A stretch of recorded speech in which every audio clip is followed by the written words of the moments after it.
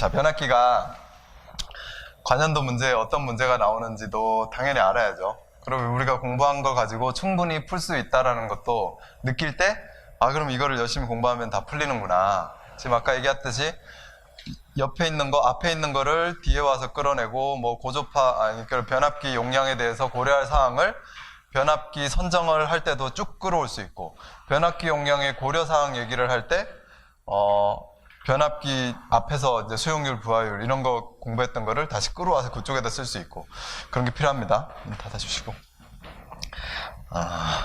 자, 변압기 한번 볼게요. 259페이지. 우리 변압기 처음 했을 때 한번 보겠습니다. 한번 쓱 한번 넘겨볼게요. 교재 259페이지예요. 그럼 변압기의 원리 등에 관한 설명했었어요. 그죠? 변압기의 원리. 무부하일 때 어떻게 된다? 부하가 흐를 때는 이제 자석이 2차 측에 자석이 만들어지고 1차 측으로 세교되고 다시 1차 측 전류가 흐르고 이런 원리들 얘기했었고, 그 다음에 변압기의 전격. 전격에는 전격 전압, 전격 전류, 전격 주파수, 뭐 전격 용량 이런 거 있겠죠? 네, 그런 얘기 했었고, 그 다음에 극성, 감극성, 가극성 얘기했었고, 각변이 얘기했네요. 변압기의 각변이 뭐 때문에 생겨요? 네, 위상차인데 결선을 델타 Y로 하느냐 Y 델타로 하느냐에 따라서 각변이 차가 생기죠. 그 각변이 차가 왜 생기는지도 설명했었고, 각변이 차에 대한 수식도 얘기했었어요. 그 각변이가 생겼을 때 거기에 대한 전압의 차의 크기가 얼마냐, 2의 2의 사인 15도다. 그거에 대한 원리, 벡터도 그리면서 할 줄 아셔야 되고, 그 다음에 결선에 대해서 장단점들 이렇게 쭉 얘기했었어요. Y 결선에 대한 장점, 델타, Y에 대한 장점, Y 델타를 섞었을 때는 그거에 대한 장점들이 좀 서로 보완이 됐죠. 그런 얘기들. 뭐 승합용으로 쓸 거냐, 강합용으로 쓸 거냐 이런 것들도 그거에 대한 장단점에서 다 나옵니다. 그리고 상수 변환 결선, 단상부하가 큰데 2차 측은 큰 단상부하고 1차 측은 삼상으로 전력을 공급해야 되니까 이랬을 때 어떤 결선을 할 거냐, 스코트 결선, 역부위 결선, 요거에 대한 얘기도 했었고요. 그죠? 뭐 그 다음이 단상 변압기 3대를 가지고 결선할 거냐, 삼상 변압기 1대로 가지고 쓸 거냐 이런 장단점도 했었고, 266페이지에 VV 결선 변압기에 대해서 했습니다. 그 VV 결선을 했을 때는 VV 결선을 해도 삼상 평형 전압을 이론상 얻을 수 있다. 그래서 삼상 전원으로 공급을 할 수 있다. 변압기 2대로 V 결선을 해가지고 그랬을 때 이용률하고 그 다음에 출력비하고 이렇게 나왔었죠. 그리고 이용률은 어차피 쓰는 것은 삼상 전력을 공급하는 거니까 루트 3 VI를 공급하는 건데, 그 2대로 공급을 하니까 2대는 2VI의 원래 변압기로 단상 2VI를 공급할 수 있는 걸로 루트 3 VI를 하니까 2분의 루트 3배의 이용률이 나타나더라. 그래서 86.6%. 출력비는 3대로 했을 때하고 한 대가 고장나서 2대로 했을 때하고 출력비가 3분의 루트 3 해가지고 57.7%다. 뭐 이런 얘기 했었죠. 그리고 이 VV 결선에 대해서 가장 큰 특징이 우선은 삼상 평형 전압이 이론적으로 만들어진다라고 해서 뭐 벡터도 막 그려가지고 설명을 했는데, 실질적으로 쓰는데 전류가 흐르는데 전류는 AB상 또는 BC상에 흐르고 AC상에는 권선이 없더라. 그래서 거기에서는 전압 강화가 발생하지 않고 두 상에서는 전압 강화가 발생을 한다. 그러니까 전압이 뭐가 생긴다? 약간의 불평형이 생길 수밖에 없다는 걸 쓰면서, 그러니까 전압 불평형 때문에 발생되는 현상, 그럼 뭐 역률이 더 저하될 수 있다. 그 다음에 또 전동기 부하를 걸면 어떻게 돼요? 역토크가 생긴다. 또 전동기가 과열한다. 소음이 생긴다. 이런 것들, 그런 것들이 이제 VV 결선에 대해서 했었어요. VV 결선은 그럼 실질적으로는 쓸까요? 안 쓸까요? 안 쓰죠. 지금은 이제 변압기 다 삼상 변압기 대부분 쓰고 단상 변압기 3대로 결선해서 쓰는 것도 현실적으로 많지 않죠. 그죠? 이제 초고압 쪽으로 가면 또 그런 변압기 쓰는데, 초고압에서 뭐 VV 결선을 해서 쓴다? 이렇지는 않다는 거죠. 자, 그리고 그 다음에 변압기 전압 변동률 및 손실에 관한 설명 해가지고, 전압 변동률이 뭐다? 이거 매우 중요하다고 했어요. 그죠? 전압 변동률은 어떤 2차 측에 전격 전압이 있는데 전류를 흘리고 안 흘리고, 무부하일 때 부하가 전부하일 때 전압이 변동이 되더라. 그거에 따른 수식들. 전압 변동률에 대한 수식 기본적으로 뭐 V분의 위에다 이제 V2 0분의 V2M분의 V2 0 마이너스 V2M 곱하기 100 이런 수식이 있었고요. 그 다음에 전압 변동률에 대해서 전압 강화를 할 때 벡터도를 그려서 전압 강화에 대한 수식을 뽑아낼 수 있어야 돼요. I, R, 코사인 세타, J, I, X의 사인 세타. 그 다음 뒤에 뭡니까? 뒤에 나오는 부분까지. IR 코사인 세타, IX 사인 세타, 그 다음에 J로 가는 부분 있잖아요. J로 가는 부분까지 다 해가지고, J로 가는 부분이 어떻게 됩니까? IR, IX 사인 세타 마이너스 IR 코사인 세타. 바뀌었죠? IX 코사인 세타 마이너스 IX 사인 세타. 그죠? 근데 그 뒤에 부분은, 크게 영향을 미치지 않는다. 합쳤을 때. 그러니까 날라낼 수 있다. 그리고 전압 변동률 또 스몰 p, 스몰 q 해가지고 저항 강화율, 그 다음에 리액턴스 강화율 해가지고 한 거 있죠. 스몰 p에 코사인 세타, 코사인 또는 파이, 그 다음 플러스 스몰 q에 사인 파이. 뒤에 나오는 거는 뭐였어요? 200분의 1 해가지고 또 나오는 게 있었죠. 그래서 200분의 1이니까 그것도 미치는 영향이 작잖아요. 그래서 없앨 수 있다. 그런 얘기 했었고, 전압 변동이 왜 생기는지 원인, 영향, 대책 이런 거 설명을 하실 수 있어야 됩니다. 그래서 원인은 뭐예요? 전압 변동이 왜 생겨요? IR 코사인 세타, IX 사인 세타니까 부하전류의 크기, 임피던스의 크기, 그 다음에 회로의 역률 이런 거에 의해서 전압 변동이 생기는 거고, 영향은요? 전압 변동 생기고, 기기 플리커 생기고, 오동작 생기고, 그죠? 그 다음에 대책은 전압을 조정해 주는 거, 뭘로? OLTC로 이런 걸로, 또는 무효 전력을 조정해 주는 거, SVC로 그런 것들이 대책이었죠. 그 다음에 이제 그렇게 대책이 없고, 그 다음에 손실에 대해서 공부했습니다. 손실은 부하선, 무부하선 있고, 무부하선에서는 히스테리시스선, 와류선이 있고, 동선에서는 저항선, 와류선 이런 것들이 이제 동선에 있었다. 그에 대한 각각의 상세한 수식들, 그림들, 히스테리시스 곡선, 그 다음에 철심 안에 넣어가지고 와류선 생기는 거 곡선, 그 다음에 또 퍼센트도 한번 얘기해 볼까요? 무부하선에서 히스테리시스선하고 와류선하고 몇 대 몇이다? 8대 2다. 그 다음에 100% 부하에서 무부하하고 부하하고 부하선하고 무부하선하고 몇 대 몇이다? 또 거기서도 8대 2. 그러니까 실질적으로 100% 부하에서 부하선이 훨씬 커요. 무부하선 안에서는 히스테리시스선이 와류선보다 크고 많이. 그런 개념들, 그림, 부하 효율 곡선 같이 그리면서 해야 되고, 거기에 대한 대책도 세워줘야 되고요. 그 다음에 272페이지에 냉각 방식 했어요. 냉각 방식에서는 그 냉각시키는 매체, 그 다음에 이걸 순환 방식, 이런 거에 따라서 문자로 표현하는 거. 그래서, 유입 잔행식이면 ONAN, 그 다음에 유입의 잔행식, 그 다음에 또 무슨 풍냉식, 순행식, 그 다음에 송유를 하면서 잔행식, 순행식, 풍냉식, 순행식, 이런 것들이 있었죠. 그때 표기법, 그 다음에 특징, 그림. 자, 그 다음에 1.5 변압기 시험에 관한 설명. 변압기를 시험을 했어요. 공장에서 시험을 하든 만들어서 시험하는 거, 일반적으로 전격에 대한 시험들을 쭉 해야 되겠죠. 그 다음에 극성에 대하고 상회전 시험, 온도 시험, 이렇게 쭉 시험 있는 것들 다 하시면 되고, 그 다음에 특히 중요하다? 다른 데서 많이 끌어다 쓸 게 많다? 절연 내력 시험할 때 끌어다 쓸 거 많아요. 어떤 상용주파 내전압, 그 다음에 어떤 파형? 내격, 표준 충격 파형이죠. 표준 충격 파형에 대한 내전압 이런 것들 나눠서 거기에 대한 내용들 끌어다가 쓰셔야 되고, 그 다음에 단락 시험하고 단락 강도 시험이 있는데 서로 달랐어요.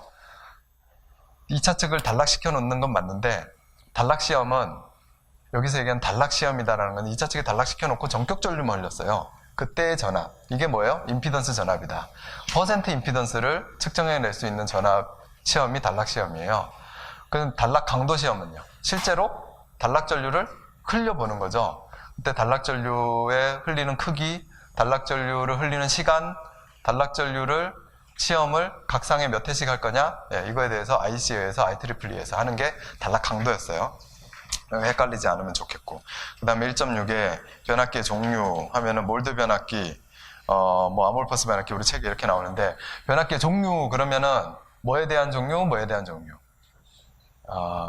권선을 뭘로 절연을 했느냐, 그런 절연의 종류에 대한 거에 대한 종류가 있어야 되고, 그거는 유입 변압기, 몰드 변압기, 건식 변압기, 가스 변압기 이런 게 있겠죠.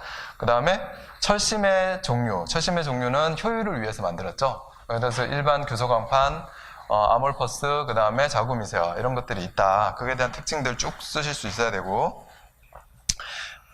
그 다음에 281페이지는 기기 절연에 대해서 간단히 설명을 했네요. 절연 YAEB FHC인데 그냥 절연이다 라고 탁 물어보면 어떤 절연이 있다라고 얘기해야 됩니까? 크게? 온도에 대한 절연, 온도에 대해서 절연물이 견디느냐 안 견디느냐, 그거에 대한 절연. 이게 YAB FHC예요. 그 온도에 대해서. 그 다음에 절연, 전기에 대한 절연. 그것도 견뎌야 되죠. 전기에 의해서 파괴돼 버리면 안 되니까. 그거는 전기에 대해서 견디게끔 하는 거고, 거기에서 어떤 방법은 뭐가 있어요? 절연의 방법. 전절연, 저감절연, 그 다음에 단절연, 균등절연, 그렇게 있다. 이렇게 구분해서 설명도 할 수 있어야 되고, 구분해서 쓸 수 있어야 되고요.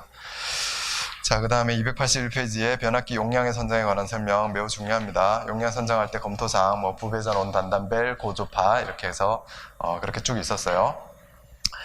부하 조사를 할 때 뭐 어떻게 해야 된다. 이거 기본 설계할 때, 실시 설계할 때, 그죠? 기본 설계할 때 실제 부하가 없으면 표준 부하 밀도법을 한다. 실제 부하가 있으면 실제 부하를 가지고 한다. 실부하법이죠. 그럼 실부하법을 가지고 할 때 동력 설비일 때 중요한 게 뭡니까?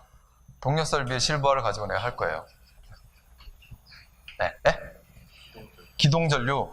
기동전류는 변압기 용량을 이제 다 선정해 놓고 변압기 용량에서 허용 전압 변동률을 할 때 기동전류가 어떤 팩터가 되긴 되겠죠. 근데 일반적으로 지금 부하 용량을 잡을 때 동력 부하는 출력이다. 5.5kW, 뭐 3.7kW, 37kW, 55kW 이런 게 출력이잖아요. 그러니까 거기에 효율, 역률 넣어가지고 인력을 만들어야 된다. 그래서 우리 부하직 갈 때 그게 필요하다는 거고요.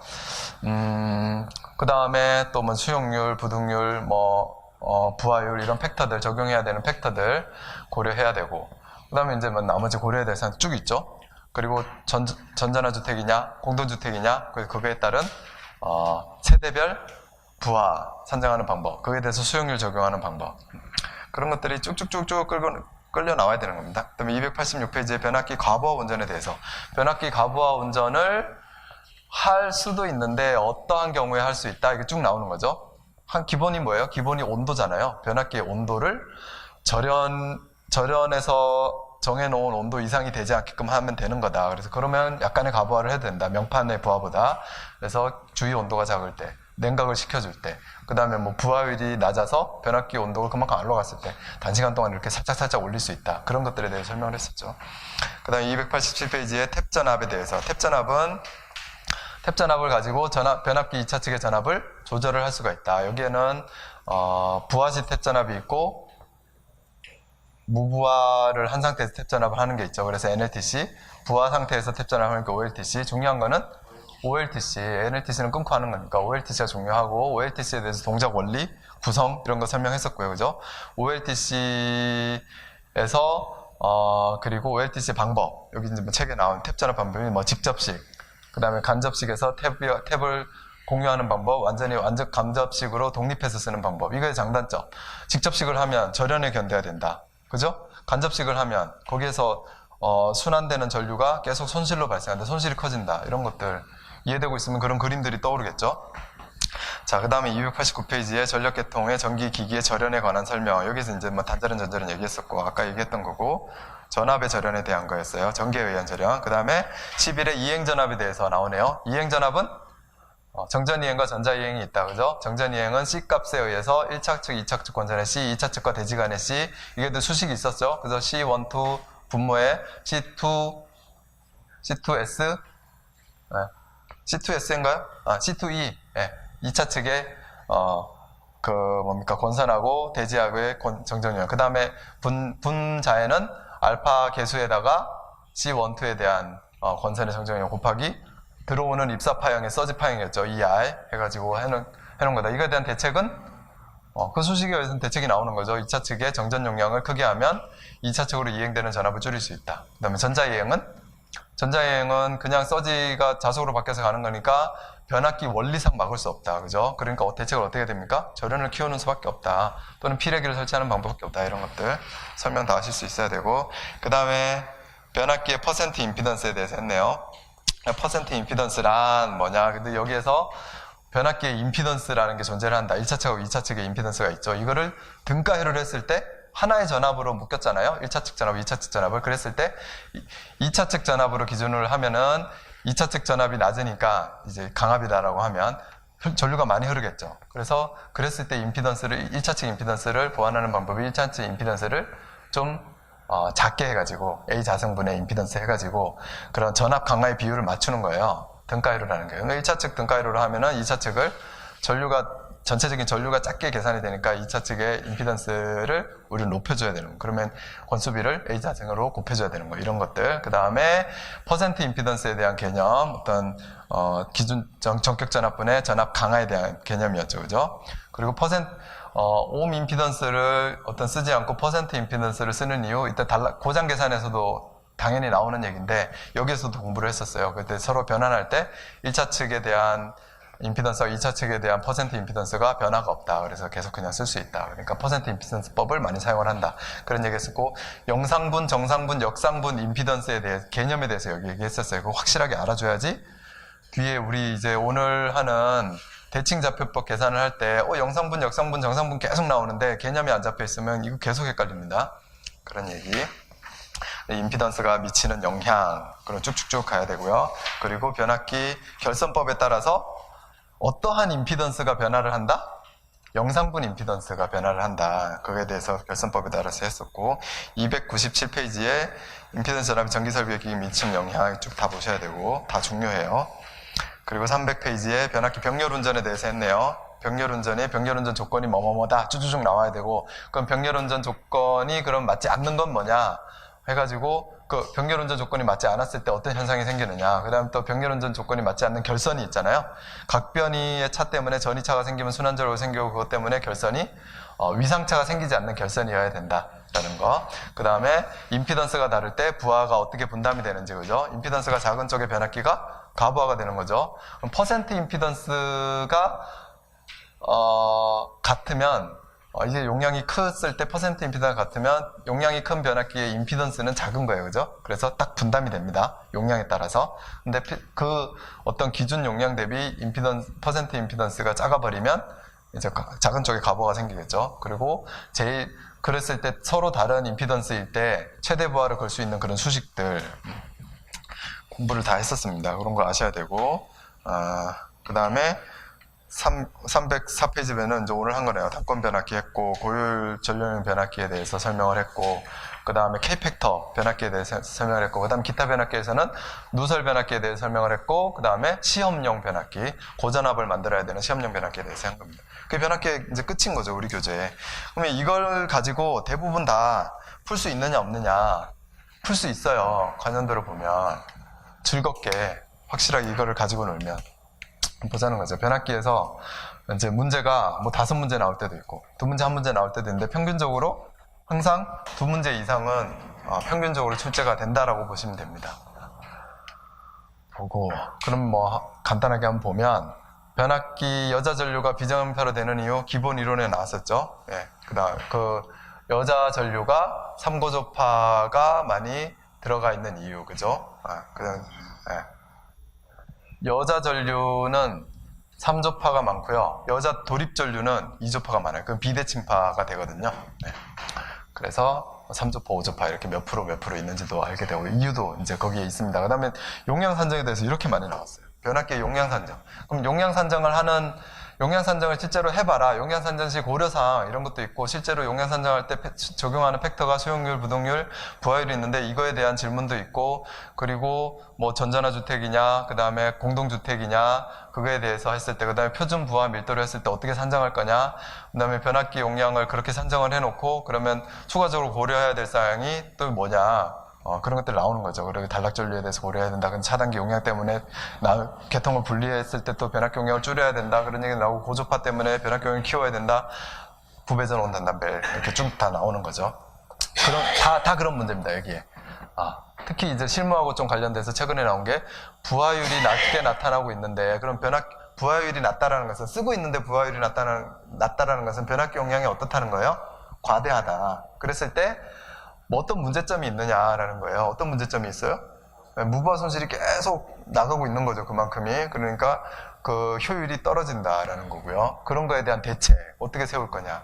그럼 뭐 좀 변압기 대수를 분리해서 대수 제어를 한다든지, 처음에 설계를 할 때부터 수용률 팩터를 잘 적용해서 부하율이 그렇게 낮게 떨어지지 않게 잘 한다든지, 또 부하율이 어떨 때는 피크를 치기 때문에 변압기 용량을 낮출 수가 없다. 그럴 경우에는 부하율이 낮은 쪽에는 어떤 변압기를 쓰라고요? 아몰퍼스를 쓴다든지.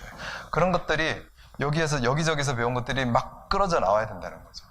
문제는 그렇게 나와요. 실제로. 하나하나 묻는 문제는 10점짜리에서 나오고 25점짜리에서는 쭉쭉 끌어다 쓰는 게 나온다는 거죠. 사람들이 10점짜리 문제보다 합격한 사람들의 대부분이 25점짜리를 훨씬 잘 씁니다. 왜냐하면 이런 것들이 막 연계가 되기 때문에 그런 거예요. 계속 보다 보면. 추우시면 저거 좀 올리세요. 위로. 그 다음에 용량 산정. 용량 산정의 수용률, 부동률, 부하율에 대해 설명하죠. 잘 설명할 수 있죠. 있어야 되고. 그 다음에 주택법에 의해서 산정하고 있다. 주택법에 의해서 변압기 용량을 산정하는 법도 여기다 써줘야 되고. 과적용에 대한 문제점. 어떻게 하면 주택법으로 내가 설계를 했는데 왜 과적용이 될까요? 주택법으로 설명하려면 여기 수식은 3 플러스 0.5 곱하기 10회배당 해가지고 갈 거잖아요. 세대당은. 그렇게 하고 변압기 용량을 산정을 할 때 수용률을 곱할 건데 수용률 팩터가 적정하지 않으면 용량이 과해지겠죠. 과해지면 이제 아까 했던 문제점들 쭉쭉쭉 손실에 대한 거 나올 거고. 자, 어떻게 문제점과 대책. 문제점은 손실이 과해지는 거고요. 대책은 아까 다 설명했어요. 여기에서 첫 번째에서. 자, 그 다음에 뭐 변압기 용량 산정 방법에 대해 설명하시오. 이러면 기본 설계일 때, 실시 설계일 때 나눠가지고 기본 설계일 때 용량이 없다. 표준부하 밀도법 쫙 나오고, 주택일 때, 전자는 주택일 때 쫙 나오고, 그 다음에 부하가 다 실부하가 있을 때는 실부하법으로 해서 쫙 나오고, 그랬을 때는 실부하법을 할 때는 항상 입력 환산해야 되고, 수용률, 그 다음에 여유율도 고려해준다. 이런 것들. 그 다음에 2단 강압일 때는 부동률 고려해준다. 엄청 쓸 게 많거든요. 그런 거에 대해서 쭉쭉쭉 써주시면 돼요. 그 다음에 단순히 10점이다? 그러면 좀 제한해서 25점이다? 그러면 많이. 공동주택의 어떤 수용률의 적용의 문제점 이랬을 때 효율 운전을 하기 위해서 수용률 적용을 했는데 뭐 이게 좀 용량이 지금 크다. 항상 그렇게 개념을 잡으십시오. 용량이 지금 우리나라 전반적인 변압기 용량의 부하율이 상당히 낮다라는 거죠. 그럼 그거를 보완하기 위한 방법은 변압기를 여러 대를 둘 거잖아요. 조명용, 동력용 해가지고. 근데 그대로 쓰니까 그냥 낮은 거고, 그냥 놔두고 쓰니까 이거를 대수 제어할 수 있는 결선을 만들어 놓으면, 부하율이 낮을 때는 변압기 하나 끄면 되잖아요. 다 공급하면 되니까. 그렇게 효율을 높인다. 실질적으로는 그렇게 잘 안 하지만, 그렇게 해야지만 효율을 높게 쓸 수 있다는 거예요. 대수 제어, 병렬 운전 구성. 그랬을 때 그럼 결론에서 문제점도 써줘야죠. 그런 구성을 해서 쓰려면 실질적으로 병렬 운전 구성을 해서 쓰려면 단락전류 때문에 문제가 생길 거고, 부하 대수 제어만 할 경우에는 단락전류에 대한 문제점은 안 생겨요. 왜냐하면 하나를 끄고 이렇게 쓰는 거니까. 그리고 하나를 켰을 때는 타이 시비를 둬가지고 분리를 하는 거죠. 동력하고 조명용하고. 자, 그런 것들에 대해서 쭉쭉쭉 써주시면 되고요.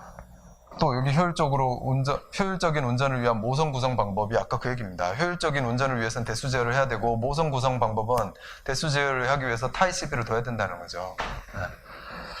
내성 규정에 의한 전자나 집합주택 부하 산정 방법 알고, 전자나 집합주택 기본이 7kg. 그죠? 이게 아마 해배당 60VA 정도 될 겁니다. 그 수식을 보면 해배당 60VA로 나가요. 근데 기본이 7kg다. 자, 그리고 동력 설비를 분류하고 설계 순서와 부하 영향 선정시 고려될 사항. 이게 동력 설비는 뭐다? 동력 설비 뭐가 있어요? 공조 설비.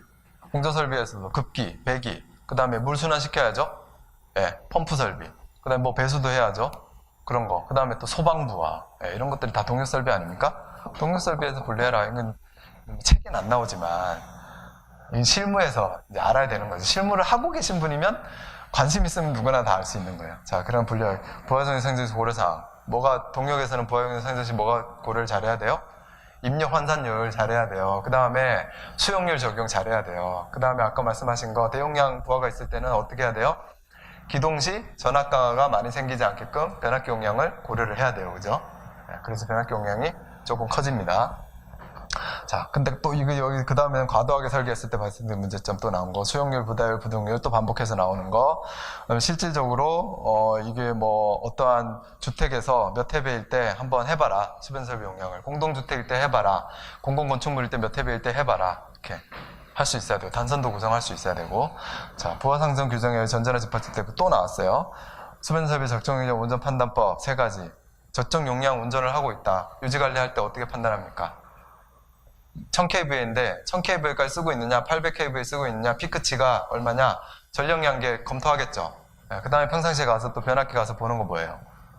온도가 몇 도냐, 이게 지금 과열되고 있냐 안 되고 있냐, 온도가 피크치를 한번 때렸는데 내가 안 볼 때 때렸는데 그게 얼만큼 가 있냐, 빨간 걸로 딱 표시되잖아요, 눈금이. 그런 거 보는 거, 적정 용량 검토해 보는 거죠. 그리고 뭐 한 가지 더 생각해서 써내야 되겠죠. 한 가지 더 뭘 생각해야 될까요? 그럼 뭐 전류의 양을 측정을 하겠다 하면 되죠. 전류나 용량이나 똑같은 건데, 전류의 전격 전압이 걸려 있을 때 내가 지금 전류가 얼만큼 쓰고 있는지, 또 상 밸런스가 잘 맞는지, 각상별로 최대 피크가 얼마 걸렸는지, 그런 것들이 뭐 판단하는 방법이죠. 그 다음에 용량, 또 아파트용 용량 산정, 변압기 원산정 고려사항, 이렇게 계속 반복해서, 이거 중에서 계속 반복해서 나올 거예요. 쓰실 수 있으면 돼요. 계속 나왔으니까. 그래서 2006년, 6년, 8년, 9년, 10년, 10년, 10년, 13, 14, 15, 16, 지금 17년. 네, 17년에 지난 시험이 안 나왔어요. 17년에 지지난 시험에도 안 나왔어요. 그럼 17년에 이제 마지막 시험이잖아요. 나올 가능성이 훨씬 높다는 거죠. 자, 그 다음에 이번에 안 나온다? 내년에는 반드시 나옵니다. 반드시. 잘 준비하셔야 돼요. 그 다음에 변압기에서 나오는 게 효율, 손실. 네. 효율하고 손실에서 알아야 되는 수식. 효율하고 손실을 얘기할 때 알아야 되는 수식. 변압기는 일단은 기본적으로 출력, 입력분의 출력이 손실이잖아요. 입력분의 출력. 입력은 출력 플러스 손실이다.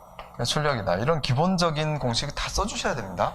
바로 그냥 뭐 M, VI, 코사인 세타 그렇게 안 나가는 게 더 좋아요. 이런 기본적인 거를 그냥 다 써주시고, 내가 아는 공식까지도 그냥 일단 VI 먼저 쓸게요. VI 코사인 세타가 출력이잖아요. 출력이고, 손실은 뭐예요? 어떤 손실? 동선과 철선과 동선이 있다. PC 이렇게 있다. 근데 여기에 이게 이제 전부하를 걸었을 때라고 보면 부하율이 50%일 때, 부하율이 60%일 때, 부하율을 나타내기 위해서 M을 넣죠. 그죠? 부하율만큼의 출력. 얘는 부하율하고 상관이 있어요? 없어요? 없어요. 얘는 부하율하고 상관이 있어요? 없어요? 부하율의 자승에 따라서 커지고 작아지고 하죠. 그래서 M 자승이 이렇게 들어간다. 이런 수식이 이제 생각나시면, 이런 수식 처음엔 암기하죠. 책을 읽다 보면 이런 수식들이 이해가 되니까 암기 안 해도 안 잊어버립니다. 그 다음에 여기에서 최소화할 수 있는 방법. 손실을 최소화하는 게 효율을 최고 높이는 거 아닙니까? 그죠? 효율을 최고로 높일 수 있는 방법. 이거를, 여기 부분이 최소가 되게끔 만든다. 0이 되게끔 만들 수 있어요? 없어요? 없어요. 최소가 되게끔 만들어야 되는 거예요.